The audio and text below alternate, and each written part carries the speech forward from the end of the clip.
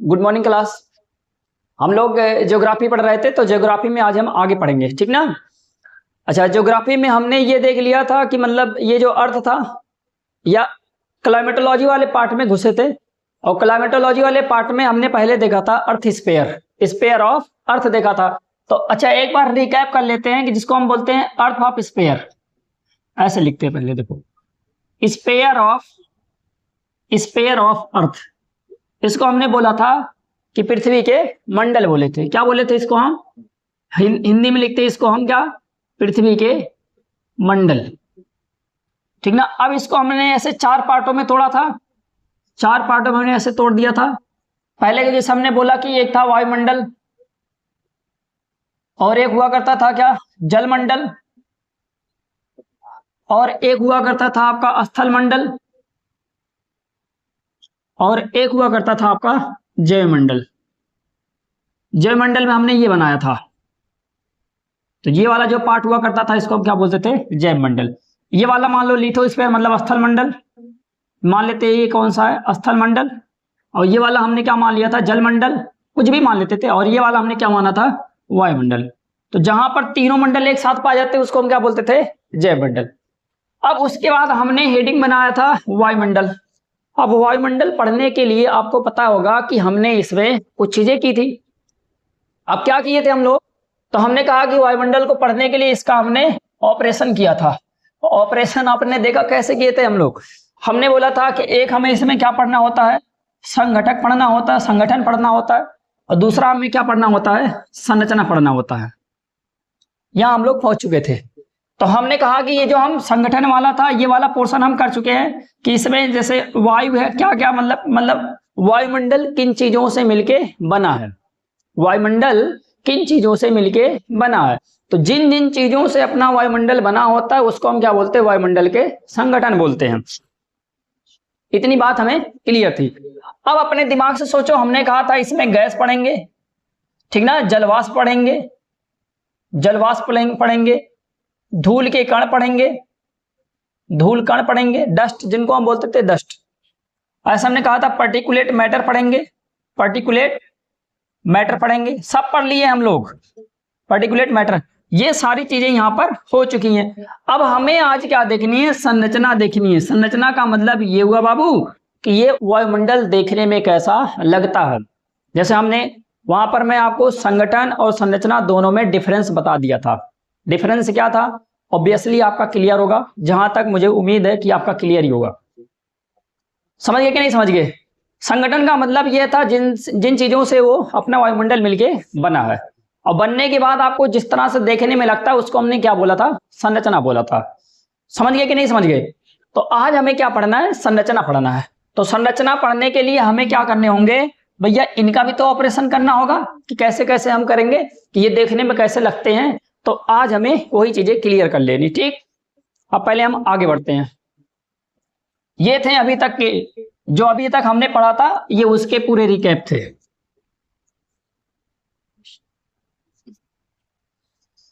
देखो, सबसे पहले आपको क्या यहां सीखनी है? दो चीजें पहले आप बढ़िया से सीखो। अगर हम यहां पर पहले हेडिंग ऊपर बनाएंगे वायुमंडल की संरचना, वायुमंडल की संरचना, वायुमंडल की संरचना। जब भी वायुमंडल की संरचना होती है बाबू, तो याद रखे रहना, यहां पर एक आधार बनाए जाते हैं कि इनको हम किस आधार पे काटेंगे। समझ गए कि नहीं? जैसे अगर हम कहते हैं कि अगर कहीं पर भी ऑपरेशन करना होता है, तो सबसे पहले हमें क्या करना होता है? हम कहते हैं भैया बीमारी का पता लगाना पड़ता है कि बीमारी किस चीज की है, और जब बीमारी पता चल जाती है तब उसी हिसाब से हम क्या करते हैं? ऑपरेशन करते हैं। तब देखते हैं कि भैया किस प्रकार का ऑपरेशन करना है। अब ये थोड़ी बीमारी पैर में है, ऑपरेशन पेट में हो रहा है, बीमारी पेट में, ऑपरेशन पैर में हो रहा है, ऐसा थोड़ी करेंगे। तो इसीलिए सबसे पहले हमें आधार पता करना होता है। समझ गए कि हमें किस आधार पे इसका ऑपरेशन करना होगा। तो भैया देखो, ये जो वायुमंडल की संरचना होती है, इसको पढ़ने के लिए या इसका अध्ययन करने के लिए हमें क्या करने होते हैं? इसके आधार बनाने होते हैं। आधार पहले बना लो। देखो, दो चीजों के आधार पे हम क्या करते हैं? वायुमंडल की संरचना का ऑपरेशन कर लेते हैं। समझ गए कि दो चीजों के आधार पे हम वायुमंडल की संरचना का आधार बना लेते हैं। अब कौन कौन से आधार हैं? तो हम कहते हैं भैया देखो, इनको पहले ऐसे दो भागों में आप बांट दो। कितने भागों में बांटोगे? तो हम कहेंगे इनको हम दो भागों में बांट देंगे। अब बाबू अगर इनको आप दो भागों में बांट रहे हो तो बताओ पहला भाग क्या होगा? तो हम कहेंगे भैया रासायनिक संगठन के आधार पे। क्या लिखेंगे? रासायनिक संगठन के आधार पर जो इसकी संरचना होती है ना, ऐसे दो प्रकार से बननी है। एक रासायनिक संगठन के आधार पे, on the basis of chemical composition. क्या बोलते हैं इसको हम अंग्रेजी में? इसको बोलते हैं on the basis of chemical composition.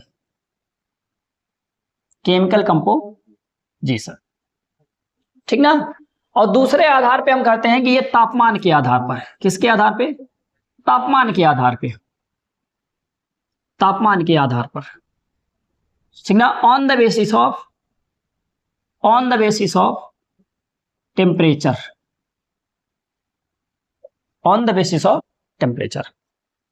भैया इनके आधार पे हम क्या कहते हैं, कैसे बांटते हैं, और इनके आधार पे हम कैसे बांटते हैं वायुमंडल की संरचना को। देखो, इनके आधार पे जब हम बांटने की बात करते हैं तो पहले दो भागों में बांटते हैं। एक को क्या बोला जाता है और दूसरे को क्या बोला जाता है?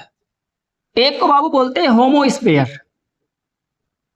क्या बोलते हैं? एक को होमोस्फीयर और दूसरे को बोलते हैं हेट्रोस्फीयर। समझ गए? अगर होमो का मतलब आपको बता देती, होमो का मतलब होता है समान, तो इसको एक प्रकार से हम बोलते हैं समान मंडल के नाम से भी इसको जानते हैं, सममंडल के नाम से जानते हैं, सॉरी सममंडल इसको बोलते हैं। और बाबू इसको बोलते हैं हेट्रो का मतलब होता है विषम। क्या होता है इसका मतलब? विषम। तो ये आपका क्या बन गया? विषम मंडल बन गया। अभी सर नहीं समझ में आ रहा है, सममंडल और क्या विषम मंडल। ध्यान से सुनना कि सममंडल क्या होते हैं, विषम मंडल क्या होते हैं। अच्छा, अब बताओ अगर कोई भी मंडल बना, क्या कर रहा हूं, अगर कोई भी मंडल बना तो ये बताइए कि ये मंडल किन चीजों से मिलके बना? तो आप कहेंगे गैस, जलवाष्प, धूल के कण, पार्टिकुलेट मैटर, मतलब यही सब चीजें तो मिलके मंडल बना रहे हैं। समझ गए? तो जहां पर यही सारी चीजें मिलके क्या बना रहे हैं? मंडल बना रहे हैं। तो जहां पर गैसों का मिश्रण समान होगा, समझ गए, एक समान अनुपात में मिले नजर आएंगे, तो उसको हम क्या बोलते हैं? सममंडल के नाम से जानते हैं। और जहां पर गैसों का मिश्रण समान नहीं होता है, असमान होगा, उनको हम किसके नाम जानते हैं? तो उनको हम कहते भैया ये हैं विषम मंडल। एक बार फिर बोले, हम कह रहे हैं कि जहां पर गैस, जलवाष्प, धूल के कण, पार्टिकुलेट मैटर, ये सारी की सारी चीजें समान मात्रा में पाई जाती हैं, समान अनुपात में पाए जाते होंगे, उनको हम क्या बोलते हैं? सममंडल के नाम से जानते हैं। और जहां पर गैसों, जलवाष्प, धूल के कण, पार्टिकुलेट मैटर का जो मिश्रण है ये समान ना पाकर असमान पाया जाता होगा, तो इसको हम क्या बोलेंगे? इसको हम बोलते हैं भैया विषम मंडल के नाम से जानते हैं। सर अभी भी नहीं समझ में आया? अब एग्जांपल से समझेंगे। हम कह रहे हैं ये होमोस्फीयर, ये सममंडल। सम का मतलब क्या बोलते हैं ना? समान। होमो का मतलब क्या होता है? समान। हेट्रो का मतलब क्या होता है? विषम। समझ गए? ऐसे यहां पर चीजें लिख दीजिए। अब आपको पता है कि अपना जो ये वायुमंडल है, जैसे हमने कहा ये है अर्थ। क्या ये बाबू? अर्थ है। अर्थ ऐसे इसके किनारे किनारे पर क्या होंगे? वायुमंडल ऐसे घेरा है इसको, ऐसे ही तो वायुमंडल घेरा है इसको। हमने कहा हाँ, तो आपको मैंने पढ़ा चुका हूं कि जो ये नीचे वाला पार्ट जितना होगा, यहां पर गैस, धूल के कण, जलवाष्प ज्यादा होते हैं। आप कहा ज्यादा होते हैं, और अगर ज्यादा होते हैं भैया तो यहां पर इनकी डेंसिटी भी क्या हो रही है? ज्यादा हो रही है। ज्यादा हो रही, क्यों हो रही? हम कहते हैं यहां पर जो इनका मिश्रण होगा समान होगा। सभी गैसें पाई जाती हैं, सभी गैसें एक समान रेशियो पर। जैसे हमने कहा नाइट्रोजन बाबू कितना परसेंट, तो आप सीधे बोलोगे नाइट्रोजन यहां पर कितना पाया जाता है? 78%। ऑक्सीजन कितना पाया जाता है? 21%। सीधे आप बोलोगे। कार्बन डाइऑक्साइड तो आपका 0.04%। आर्गन पूछेगा तो आपका 0.93%। मतलब इनका एक समान रेशियो है। लेकिन जैसे जैसे हम ऊपर जाते हैं बाबू, जैसे जैसे हम ऊपर जाएंगे, और ऊपर में आपको बता दूं, ऊपर में यहां पर केवल आपके हीलियम और हाइड्रोजन पाए जाते हैं। मतलब यहां पर सारी गैसें नहीं पाई जाती हैं। अगर बाबू ऊपर सारी गैसें नहीं पाई जाती है, मतलब एक दो गैसें पाई जाए, बताओ यहां पर गैसों का मिश्रण समान हुआ? हम कहेंगे नहीं, ये तो भी समान। क्लियर हो गया ना? तो अब आपका ये क्लियर हो गया। ये नीचे सारी गैसें क्या होती हैं? पाई जाती हैं, और ऊपर केवल इक्का दुक्का गैसें पाई जाती हैं, इसलिए ऊपर वाले को हम क्या बोलते हैं? विषम मंडल बोलते हैं, और नीचे वाले को हम क्या बोलते हैं? सम मंडल बोलते हैं। समझ गए? तो अब बताएंगे कि बताओ ये जो सम मंडल होते हैं इसमें बाबू कितने मंडल आते हैं? तो इसमें आप देख लो कौन कौन से मंडल आते हैं। पहला मंडल बाबू इसमें आता है क्षोभ मंडल। कौन सा मंडल कहेंगे हम उसको? क्षोभ मंडल।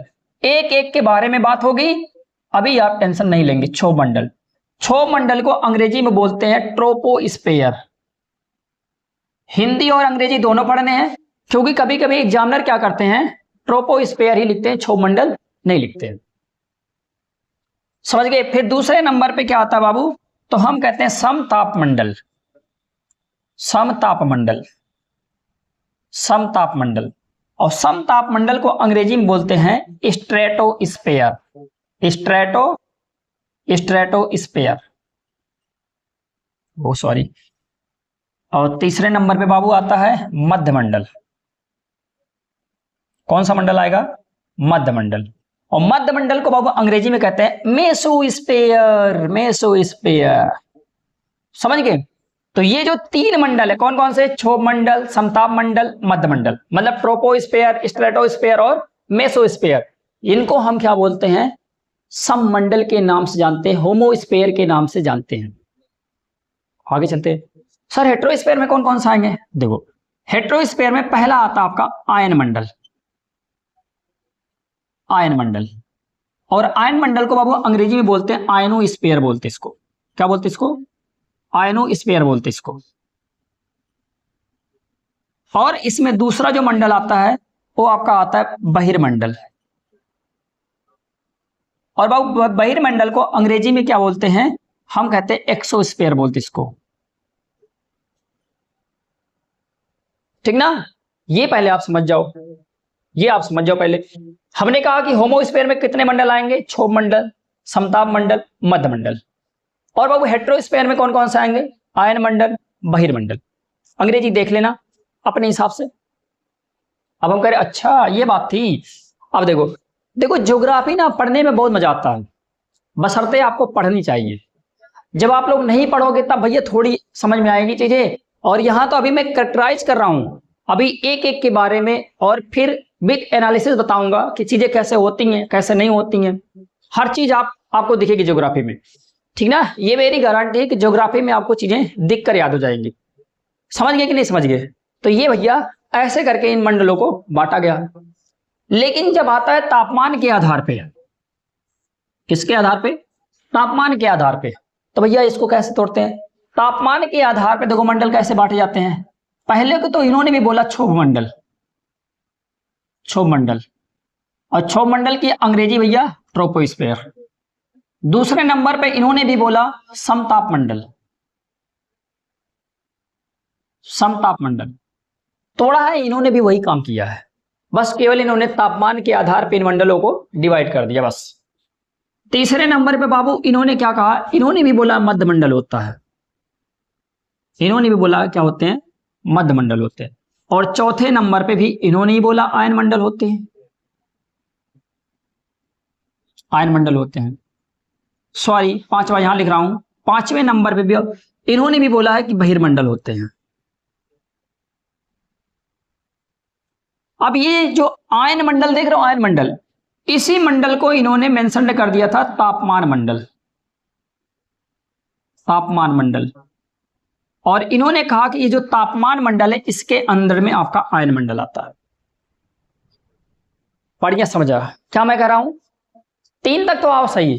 ये जो आयन मंडल होता है इन्होंने कहा यह एक तापमान मंडल है, और तापमान मंडल के अंदर ही क्या आता है? आपका आयन मंडल आता है। ठीक ना? तो इतनी चीजें आपको बढ़िया से याद हो जानी चाहिए। अगर कोई पूछे कि बताओ वायुमंडल में कितनी परतें हैं, तो भैया देखो यही है वायुमंडल की जो संरचना होती है। संरचना का मतलब ये हुआ कि वो कितने परत में ऐसे ऐसे बटी है। समझ गए? तो ये है वायुमंडल की संरचना, या यहीं पर दे देता है संरचना या वायुमंडल की परत। दोनों चीजें बाबू एक ही करवा के आपसे आएगा। तो यह ना मतलब इसलिए आपको क्या करने ये पढ़ लेने हैं कि अगर हम कहे वायुमंडल की परतों के आधार पर अगर हम तोड़ रहे हैं तो ऐसे ही तोड़ोगे, वायुमंडल की संरचना को बतानी होगी तो ऐसे ही बताओगे भैया। उसके हाथ बताओगे, उसके पैर बताओगे, उसके आंख, मुंह, कान, नाक, यही तो बताओगे आप, तभी तो पता चलेगा कि दिस बंदे की संरचना दिस है। समझ गए कि नहीं समझ गए? तो ये पॉइंट आपके क्लियर हो जाने चाहिए। अच्छा, अगर इतने क्लियर हो गए तो हम आगे चलते हैं। अब एक एक मंडलों के बारे में पहले हम क्या बनाएंगे, देखो एक एक मंडल के बारे में बढ़िया से चर्चा करेंगे और इनको हम ग्राफ के थ्रू भी समझेंगे, ठीक ना।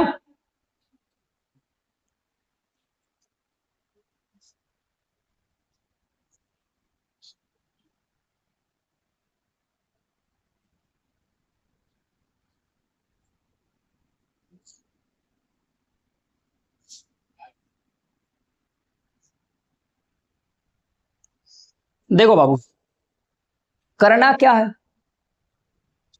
ज्यादा टेंशन नहीं लेना, बस ज्यादा टेंशन नहीं लेना।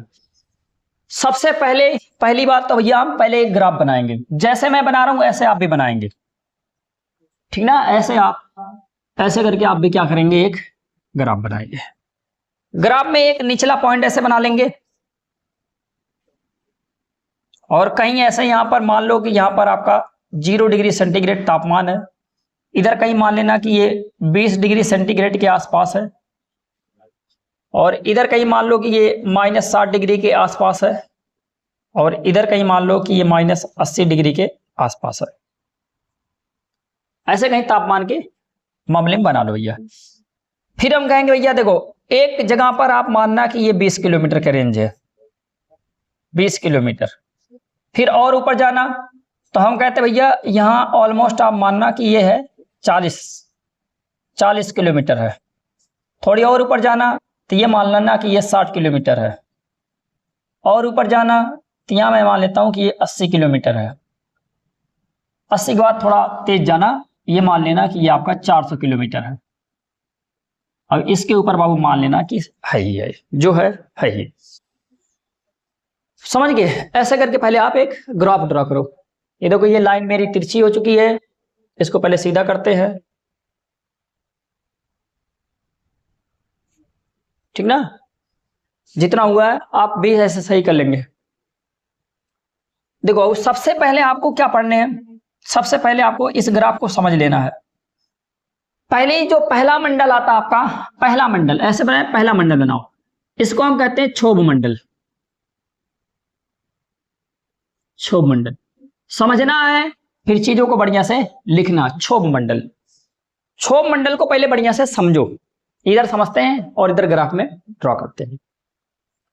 क्षोभ मंडल को हम अंग्रेजी में बोलते हैं ट्रोपोस्फेयर। मान लिए देखो, क्षोभ मंडल जो होता है ये वायुमंडल की सबसे निचली परत है। पहला इसके मतलब इसमें पहला पॉइंट क्या लिखोगे, सबसे निचली परत, सबसे निचली परत। अब ये आपसे पूछेगा कि वायुमंडल की सबसे निचली परत कौन सी होती है, तो आप बताएंगे क्षोभ मंडल होती है। क्या बताएंगे, क्षोभ मंडल होती है। क्लियर? वायुमंडल की सबसे निचली परत को हम क्या कहते हैं, क्षोभ मंडल के नाम से जानते हैं। अब बाबू बात ये आती है, ये क्षोभ मंडल होता है, ये जो क्षोभ मंडल होता है ये कितना मोटा है कितना पतला है। ओहो, ये भी बात आती है। तो हमने कहा कि हाँ ये दूसरी बात है। तो बाबू देखो, मोटाई और चौड़ाई दोनों दो चीजें होती हैं, ठीक ना। दोनों क्या होती हैं, दो चीजें होती हैं। हमने कहा यही समझ लेते हैं, अभी मिटा देंगे, समझ गए। हमने कहा कि मोटाई और चौड़ाई, कहने का मतलब दो चीजें हमें यहां पर समझनी है। अगर हमें मोटाई देखनी है तो कहां देखनी है, हमने कहा ये अपना है अर्थ, ये है अर्थ और ये इसके हैं ध्रुव। ध्रुव का मतलब क्या कहते हैं, पोल। क्या कहते हैं इसको, पोल कहते हैं। हिंदी में इसको क्या बोलते हैं, ध्रुव बोलते हैं। और ये है बाबू विषुवत रेखा। क्या ये विषुवत रेखा है, यहां लिख देते हैं विषुवत रेखा। विषुवत रेखा को हम कहते हैं इक्वेटर। इक्वेटर, ध्यान से। अब हम कह रहे हैं, हमने जब पढ़ा तो हमने देखा कि यहां पर वायुमंडल क्या था, इसका पतला था। ऐसे वायुमंडल यहां पर क्या था, पतला था, और ध्रुवों पर ये क्या था, मोटा था। ऐसे था। समझ गए कि नहीं समझ गए? मतलब मैं क्या कहना चाहता हूं, मेरा कहने का मतलब ये है कि जो ध्रुव होते हैं यहां पर वायुमंडल की मोटाई कम होती है, जबकि विषुवत रेखा के ऊपर वायुमंडल की चौड़ाई या मोटाई क्या होती है, ज्यादा होती है। सही बात है, समझ गए। और इसके हमने कितने कारण बताए थे कि भैया ये कारण क्या क्या हो सकते हैं, तो हमने आपको यहां पर 3 कारण बताए थे, समझ गए। अब तीनों कारण में हमने पहला कारण क्या बताया था, तापमान। हमने दूसरा कारण क्या बताया था, गुरुत्वाकर्षण बल, गुरुत्वाकर्षण बल। और हमने तीसरा कारण क्या बताया था बाबू, तो हम कहते हैं घूर्णन गति बोलते हैं, घूर्णन गति बोले थे। ये 3 कारण हमने बताया था आपको। कहां कि ये जो पृथ्वी की ये जो पृथ्वी की मोटाई होती है ये ध्रुवों पर कम होती है, समझ गए, जबकि विषुवत रेखा पर ये ज्यादा होती है। क्यों बाबू, हमने कहा देखो तापमान, तापमान क्या होता है, विषुवत रेखा पे ज्यादा होता है, और जब तापमान विषुवत रेखा पे ज्यादा होता है तो ये गैसों में प्रसार करता है, और जब गैसों में प्रसार करता है तो गैस उछल के कहां चले जाते हैं बाबू, तो हम कहते हैं ये बहुत ऊपर तक चले जाते हैं, इसलिए हमें यहां पर क्या लगती है, मोटाई ज्यादा लगती है। पहला कारण हमने देखा था गुरुत्वाकर्षण, हमने कहा था गुरुत्वाकर्षण बल ध्रुवों पर ज्यादा लगते हैं और विषुवत रेखा पर गुरुत्वाकर्षण बल क्या लगता है, कम लगता है। तो जहां पर बाबू ज्यादा लगेगा तो वहां की गैसों को ये पकड़ के खींच लेता अपनी तरफ, और जहां पर कम लगेगा तो वहां क्या होते हैं, ऐसे दूर चले जाते हैं। समझ गए पॉइंट, ये सारी चीजें थी। अब घूर्णन गति वाले में हमने क्या देखा था, पृथ्वी ऐसे रोटेट करती है तो जो गैस के कण होते हैं ये बाहर के साइड भागना चाहते हैं, और जब ये बाहर की तरफ भागना चाहते हैं तो ये बताओ वहां ऐसे जगह ज्यादा ले लेते हैं। बस ये तीन कारण थे। समझ गए कि नहीं समझ गए, तो हम कहेंगे हाँ सर अब समझ में आया ये बात, अब ये समझ में आ गया। समझ में आ गया कि नहीं, अब आगे चलते हैं। जब हमें ये सारी चीजें समझ में आ गई तो ये बताओ इसका मतलब बाबू हम कहेंगे बताओ ध्रुवों पर कितना है, और बताओ विषुवत रेखा पर कितना है, और बताओ औसत कितनी है। तो भैया मोटाई की जब बात की जाती है, मोटाई की बात की जाती है, किसकी मोटाई की बाबू, तो हम कहते हैं क्षोभ मंडल की। तो इसकी मोटाई को हमें 3 तरीके से देखना है। एक कहां पर देखना बाबू, ध्रुवों पर देखना है, और बाबू एक कहां देखना है, विषुवत रेखा पर देखना है, और बाबू ये कहां देखना है, तो हम कहेंगे एक हमें औसत देखना है, एक हमें औसत देखना है। तो ध्रुवों पर बताओ कितना होगा, हम कहेंगे ध्रुवों पर इसकी जो मोटाई होती है वो 6 से 8 किलोमीटर के आसपास होती है। कितना, 6 से 8 किलोमीटर के आसपास होती है। और यही बाबू विषुवत रेखा पर ये जो होती है 16 से लेके 18 किलोमीटर के आसपास होती है। समझ गए, कितना होती है, 16 से 18 किलोमीटर के। और जो औसत होता है ये बाबू अगर आप निकालोगे इसको तो ये आपको निकल के आएगा 12 से 13 किलोमीटर के आसपास। समझ गए, 12 से 13 किलोमीटर तक औसत माना है। अच्छा समझ में आ रहा है आपको, देखो ध्रुवों पर मैं क्या क्या कह रहा हूं, 6 से 8 किलोमीटर तक इसकी मोटाई हो सकती है। अब फिक्स नहीं होता कि 6 किलोमीटर होगा 8 किलोमीटर। अब देखो कुछ लोग होते हैं आपको मेंशन करवा देंगे कि 6 किलोमीटर होती है, 8 किलोमीटर होती है। आप ही बताओ गैस को कभी पकड़ा जा सकता है, गैस तो आपको पता है ना कि गैस उड़ती रहती है, और जब गैस उड़ती रहती है तो ये पता नहीं कहीं कहीं ऊपर ज्यादा चली जाएगी, कहीं थोड़ी कम चली जाएगी, यही तो होगा बाबू गैस में। अब आपको समझ में आ रहा है ना कि कितना बेवकूफ बनाते हैं यूट्यूब वाले, समझ गए कि नहीं समझ गए। तो ये सारी चीजें हमें समझनी है, अगर यूट्यूब वाले बेवकूफ ना बनाते तो मैं यूट्यूब पे पढ़ाता ही नहीं, ये भी जान लो। फिर देखो विषुवत रेखा पे ये क्या कर रहा है, 16 से 18 किलोमीटर, 16 से 18। अब यहां भी निश्चित नहीं है, कहीं पर ज्यादा ऊंचाई ले लेती है, हो सकता है कहीं का तापमान थोड़ी ज्यादा हो वहां पर थोड़ी ऊपर चली जाती हो सकता है थोड़ी से कहीं तापमान कम हो तो थोड़ी नीचे रहेंगे। समझ गए, और जब इनका औसत लेंगे तो भैया कहीं पर 12 आएगा तो कहीं पर 13 आएगा। समझ गए, औसत का मतलब समझते हो कि नहीं, मतलब सभी जगहों के हम जोड़ जाड़ के तब उनको हम इक्वल कर देते हैं, एक समान ला देते हैं, तो उसको हम क्या बोलते हैं, औसत। समझ गए। अच्छा कारण भी समझ गए कि मोटाई कहीं ज्यादा होती है कहीं कम होती है, और आपने ये भी देख लिया ध्रुवों पर इतना है, विषुवत रेखा पर इतना और औसत इतना है। समझ गए।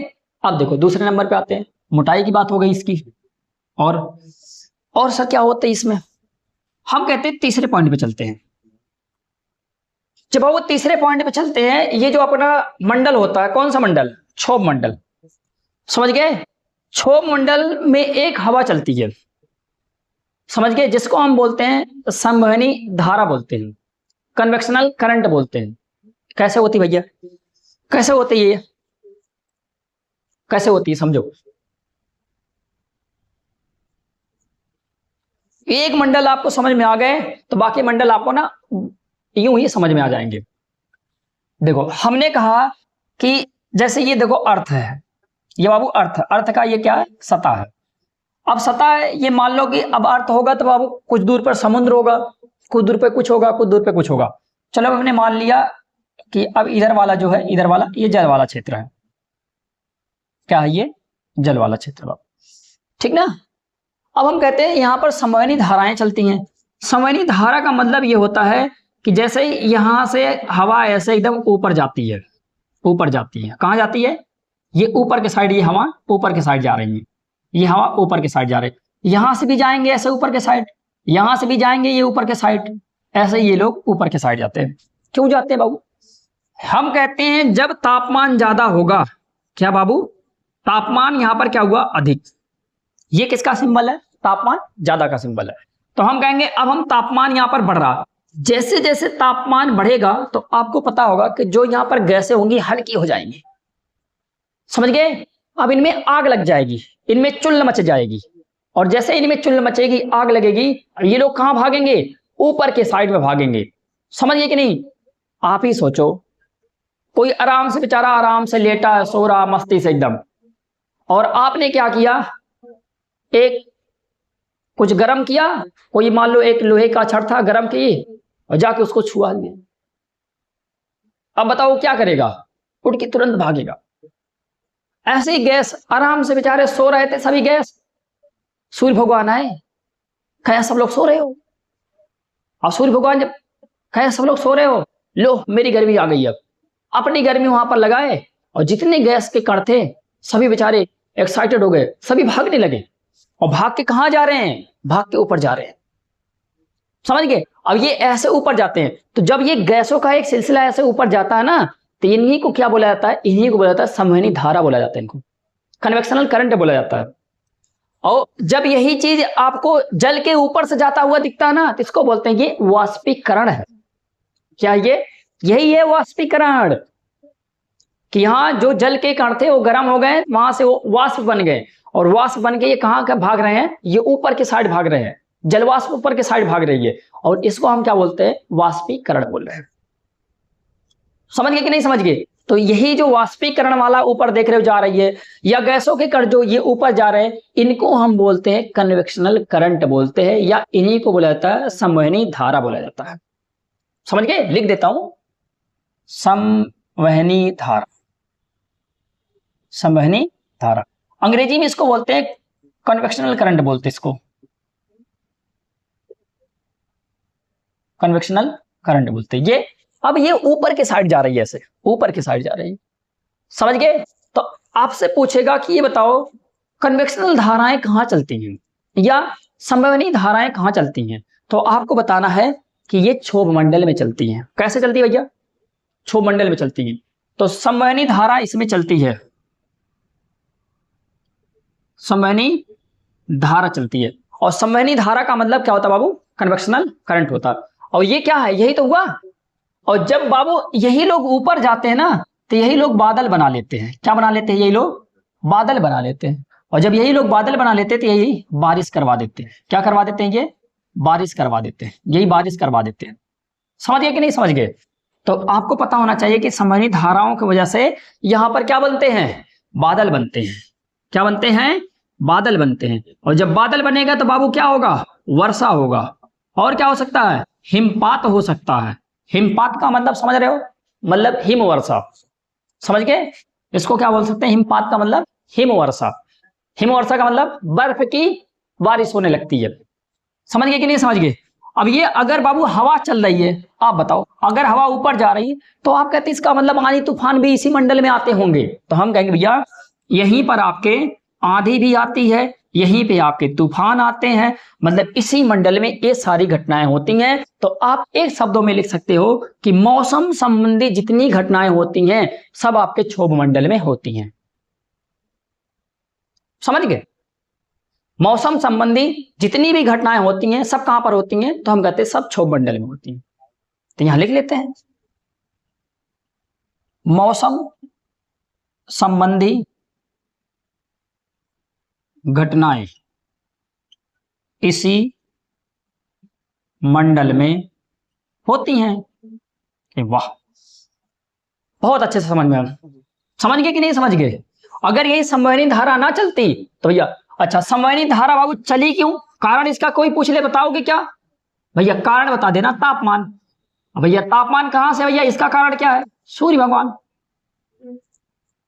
कितना मजा है यार ज्योग्राफी पढ़ने में, केवल पढ़ो तो आप समझ गए, पढ़ो तो पहले बढ़िया से। अब लेक्चर आते हो देखने, 2 सेकंड चलाए भग गए, उसमें कुछ मिलता ही नहीं। मिलता है तो चीजें आगे आगे, आप रहते ही नहीं हो। समझ गए? इसीलिए कह रहा हूं हर चीज कॉन्सेप्ट से पढ़ो। आने वाले समय में कॉन्सेप्ट का ही बोलबाला रहेगा। यहां जो लोग रटवाते हैं ना, रटवाना तो आपको क्या हुआ? आपको गुमराह करना हुआ। समझ गए? आपको लॉजिक देना चाहिए ताकि आपका जो दिमाग है ये एनालिसिस करे, ये हर चीजों को सोचे। समझ गए? ताकि आपकी बुद्धि बढ़े। आपको रटवाने का मतलब ये होता ना कि बुद्धि आपकी घटाई जा रही है। जैसे पहले जब हम छोटे छोटे थे तो हमें एक बताया जाता था ना, हम लोग क्या करते थे? रटंति बुद्धि घटंति पढ़ते थे हम लोग ना, या घर वाले यही सब तो बोलते थे, रटंति बुद्धि घटंति। जो लोग रटते हैं उनकी बुद्धि क्या होती है? घटती है। और ऐसे ही लोग डिप्रेशन में जाते हैं। जब एग्जाम नहीं निकलता इनसे तो ये लोग डिप्रेशन में चले जाते हैं। इसीलिए आप लोग डिप्रेशन में ना जाओ, आपको हर चीज कॉन्सेप्ट से पढ़नी है। इसीलिए मैं आया हूं, समझ गए? इसीलिए मैं पढ़ा रहा हूं ताकि आपको हर चीज भी लॉजिक से समझ में आए। कि साइंस, अच्छा कुछ लोग कहते हैं सर साइंस पढ़े ही नहीं, समझ में कहां से आएगी? अरे साइंस नहीं पढ़े हो, आप जीवन, थोड़े बहुत जीवन के तरीके जानते हो ना, कि अगर किसी को खींचा जाएगा तो बल कहते हैं, धक्का दिया जाएगा तब भी ये दूसरा बल हो गया, तो इतना जानते ही हो ना, तो बस वही सब यूज करो। समझ गए कि नहीं? संवहनी धारा चलने का कारण क्या बाबू? तापमान। और तापमान का कारण क्या है? सूर्य। बस खत्म। अच्छा, अगर बाबू यहां पर संवहनी धारा चलती है तो इसीलिए ना इस मंडल को एक मंडल के नाम से और जाना जाता है, उसको बोलते हैं संवहन मंडल के नाम से भी इसको जानते हैं हम। इस मंडल को और हम क्या कहते हैं? संवहन मंडल के नाम से भी जानते हैं इसको हम। संवहन मंडल के नाम से भी इस मंडल को जाना जाता है। संवहन मंडल, हाँ भैया संवहन मंडल के नाम से भी इसको जाना जाता है। तो आप बताओ चीजें समझ में आ रही हैं? आ रही है ना? तब बढ़िया है, ठीक ना? संवहन मंडल के नाम से भी जानते हैं इसको। चलो अब दूसरे नंबर पे चलते हैं। अब बाबू सभी चीजें मिटानी पड़ेंगी।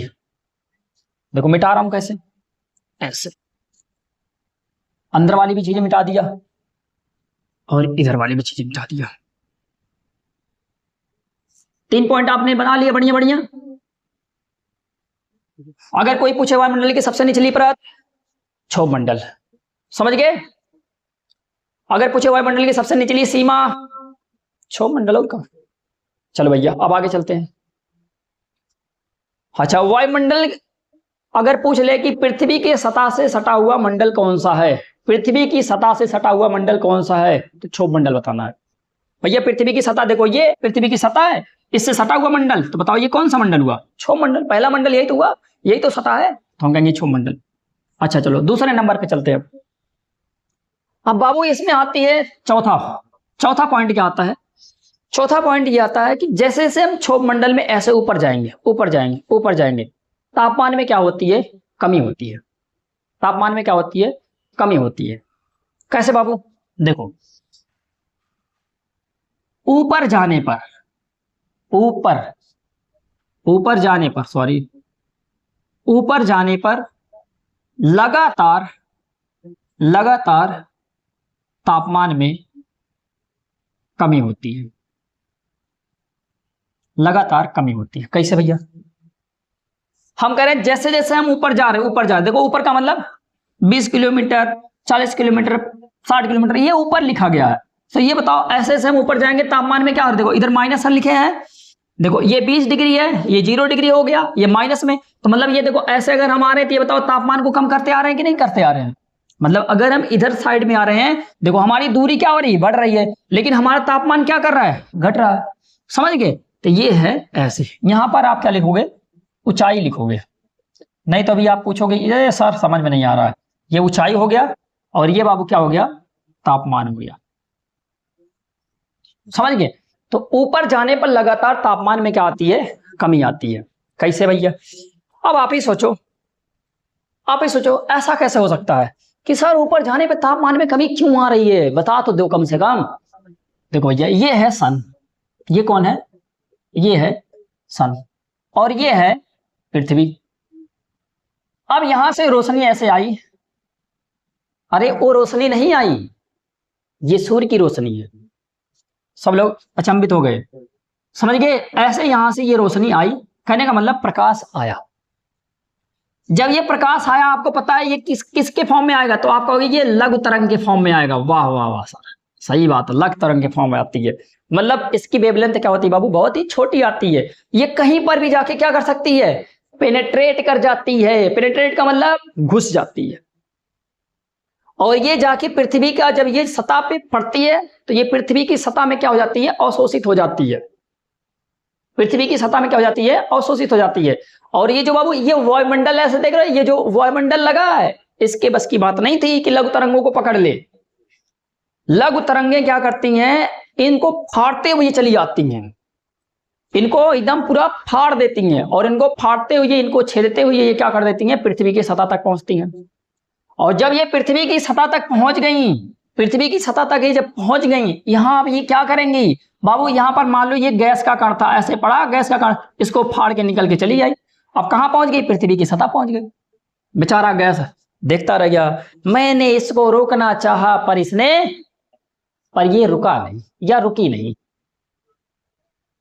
भाई तुम्हारे कहने से वो रुकेगी, सोचो पहले, तुम्हारे कहने से वो रुकेगी, उसको जाना था तो वो चली गई।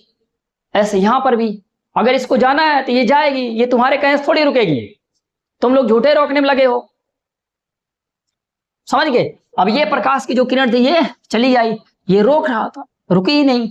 और जब ये नहीं रुकी तो ये जब पृथ्वी कहां पहुंच गई, पृथ्वी की सतह पे पहुंच गई।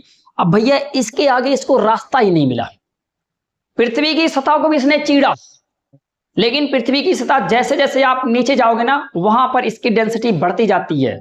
समझ गए, डेंसिटी का मतलब इसका घनत्व है बढ़ता जाता है, क्योंकि पृथ्वी का जो कोर होता है वहां पर हैवी मेटल होते हैं, समझ गए। खैर वहां तक तापमान जाता ही नहीं है, वो बात अलग। जैसे जैसे आप नीचे जाओगे पृथ्वी की डेंसिटी बढ़ेगी, और ये क्या हो जाएंगे भैया, वहां पर मजबूत कण आते हैं। आपको भी पता है ना, वो कहां रुकती है, जिसके पास पैसे होते हैं, समझ गए, जिसके पास पावर होती है उसी के पास तो रुकेगी। तो ऐसे प्रकाश की किरण भी किसके पास जाके रुकती है, जो थोड़ी मजबूत होगा, जिसकी डेंसिटी ज्यादा होगी, और डेंसिटी जहां तक नीचे जाओगे वहां पर ज्यादा मिलेगी।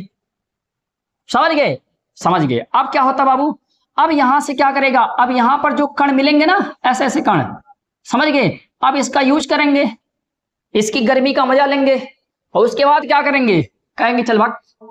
अब ये लोग क्या कर देंगे, जब रात आएगी तो इसको छोड़ देंगे, कहेंगे अब तुम्हारी जरूरत खत्म, अब ये तुम्हारी जरूरत खत्म।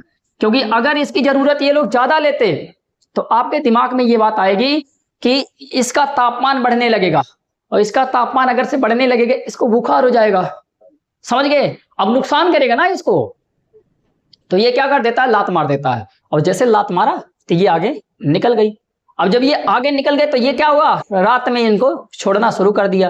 अब आपको बता दें, खुल के तो बोल नहीं सकते, लेकिन इतना समझ जाओ कि जब एक बार किसी के साथ ब्रेकअप होता है तो आपको इतना जरूर समझ में आता होगा कि उसकी जिंदगी बर्बाद हो चुकी रहती है, समझ गए। ऐसे ही अब ये जो यहां से प्रकाश आया था, जो यहां पर सतह के अंदर गया था, अब इसकी भी जिंदगी बर्बाद हो गई। ये बेचारी ये आई थी एकदम लघु तरंगों के फॉर्म में बन ठन के आई थी, लेकिन जब यहां से छूटी थी, किस फॉर्म में छूटी है, दीर्घ तरंगों के फॉर्म में छूटी, मतलब ये फैल के छूटी है, समझ गए कि नहीं समझ गए। तो अब ये दीर्घ तरंगों के फॉर्म में छूटी है। अब जो यहां पर गैस बेचारे रोक रहे थे कि रुक जा ना जा, रुक जा ना जा, अब इन्हीं लोगों से इसको काम चलाना पड़ता है, समझ गए कि नहीं समझ गए। अब ये आके इन्हीं लोगों के पास क्या करती है, रुकती है। अब तक नहीं रुक रही थी, अब रुकेगी। क्यों रुकेगी, क्योंकि अब ये दीर्घ तरंग के फॉर्म में पहुंच चुकी है, और जब ये दीर्घ तरंगों के फॉर्म में पहुंच चुकी होगी तो ये क्या करेगी, ये रुक जाएगी, समझ गए। और रुकने के बाद ये क्या करेगी, अब यहाँ के तापमान को ये बढ़ाएगी। तो बाबू आपको बता दें कि यहाँ से कण स्टार्ट होते हैं, तो ज्यादातर कण कहाँ होते हैं गैसों के, तो आप कहोगे सतह के पास में होते हैं। तो सतह के पास में ज्यादा गर्मी, ऊपर जैसे जैसे जाते हैं तो आपको पता होगा गैसों के मॉलिक्यूल से कम हो जाते हैं, मतलब गैसों के कण कम हो जाते हैं, इसीलिए ऊपर जाते जाते तापमान में भी क्या आ जाती है, कमी आ जाती है। समझ में आ गया कि नहीं आपको। समझ गए। अब ये ऊपर जैसे जैसे जाएगा तापमान में क्या आती जाएगी, कमी चली जाती है। अब इस रेट को मेजर कर लिया गया, समझ गए कि ऊपर जाने पर लगातार तापमान में क्या आती है, कमी आती है। तो आपसे एक क्वेश्चन और पूछता है, ये जो वायुमंडल होता है ये बताओ सूर्य से आने वाली प्रकाश से गर्म होता है कि पृथ्वी से निकलने वाले विकिरण से गर्म होता है? तो आप क्या बताओगे?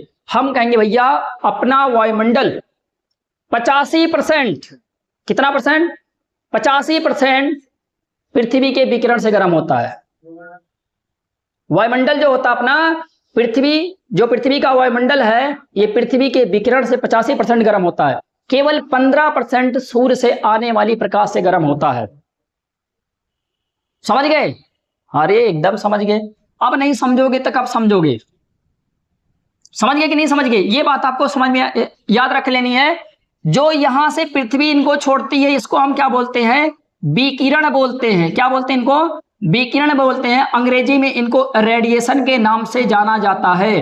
तो भैया रेडिएशन से जो अपना वायुमंडल गर्म होता है, कितना परसेंट गर्म होता है, ये आपसे कभी क्वेश्चन पूछ ले तो 85% गर्म होता है।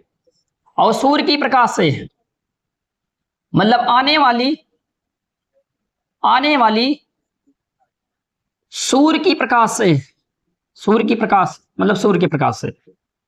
के प्रकाश से कितना गर्म होता है? तो हम कहेंगे 15%। तो भैया वायुमंडल सबसे ज्यादा गर्म किससे हो रहा है? पृथ्वी के विकिरण से हो रहा है, जिसको हम क्या बोलते हैं अंग्रेजी में, रेडिएशन बोलते हैं। तो वायुमंडल इससे कितना गर्म होता है? तो हम कहते हैं 85% गर्म होता है। अच्छा लल्ला समझ गए, हम समझ गए। अब आप कहोगे इसका मतलब आप कहेंगे कि तापमान जैसे जैसे हम ऊपर जा रहे हैं घट रहा है। हाँ भैया तापमान जैसे जैसे आप ऊपर जाओगे, हम कहेंगे हम ऊपर जा रहे हैं तो तापमान में क्या आती है, कमी आती है। अब आप कहोगे ये कमी बता दो मेरे को। हम कहेंगे देखो ये कमी कैसे हो रही है। आपने देखा होगा अगर 1 किलोमीटर आप ऊपर गए हो तो याद रखे रहना वहां पर 6.5 डिग्री सेंटीग्रेड तापमान में क्या आती है, कमी होती है। समझ गए? या हम कहते हैं 165 मीटर जाने पर कितना, 165 मीटर जाने पर 1 डिग्री सेंटीग्रेड की कमी होती है। समझ गए? और इसको हम क्या बोलते हैं भैया, इसी को हम बोलते हैं नॉर्मल लैप्स रेट बोलते हैं। क्या बोलते हैं? नॉर्मल लैप्स रेट बोलते हैं। और शॉर्ट फॉर्म में NLR बोलते हैं। हिंदी में इसको बोलते हैं सामान्य हास्य, कैसे लिखा हुआ है, समान हास्य दर्द बोलते हैं इसको, दर बोलते हैं। ठीक ना, इतनी चीजें होती हैं। ये याद रखे रहना कि 1 किलोमीटर जैसे ऊपर जाएंगे तो कितना डिग्री तापमान में कमी आ जाता है, 6.5 डिग्री सेंटीग्रेड की कमी आ जाती है। अच्छा ये कारण था। अच्छा एक एग्जांपल बताता हूं आपको। देखो बाबू, अब जैसे जैसे हम क्या करेंगे ऊपर जाएंगे तापमान में कमी आ रही है। आपने देखा होगा कि ऐसे पहाड़ होते हैं, पहाड़ों के ये जो ऊपर वाला सिरा होता है यहाँ पर क्या होते हैं, बर्फ जमे होते हैं। क्या होते हैं? यहाँ पर बर्फ जमे होते हैं। आपसे पूछेगा यहाँ पर बर्फ जमे होने का कारण बताओ, क्योंकि आपको पता है कि पहाड़ किस मंडल में होंगे, तो हम कहेंगे क्षोभ मंडल में होंगे। अगर पहाड़ क्षोभ मंडल में है तो जैसे जैसे हम ऊपर जाएंगे तापमान में क्या आएगी, कमी आएगी। और आपको पता है कि पहाड़ की जो ऊंचाई होती है जहां पर बर्फ 6000 metre, 8000 metre, Mount Everest 8848 metre, ठंडियों में 8850 मीटर, इतना हो जाता है ना। अब इतने ऊपर अगर आप चले जाओगे, मतलब 8 किलोमीटर के ऊपर चले जाओगे, बताओ तापमान में 0 डिग्री के नीचे तापमान चला जाता है। इसीलिए पहाड़ों पर क्या हो जाती हैं, बर्फ जम जाती हैं। याद होना चाहिए, पहाड़ों पर क्या होते हैं, बर्फ जमे होते हैं। अगर पूछ ले पहाड़ों पर बर्फ क्यों जमे होते हैं, तो आप कहना कि क्योंकि ऊपर जाने पर तापमान में क्या होती है, कमी होती है। और 8000 किलोमीटर, 6000 किलोमीटर के आसपास चलने तक का मतलब ये हुआ कि वहां पर अब तापमान कितना पहुंच गया होगा, 0 डिग्री के नीचे। इसीलिए वहां पर क्या जमी होती हैं, बर्फ जमी होती हैं।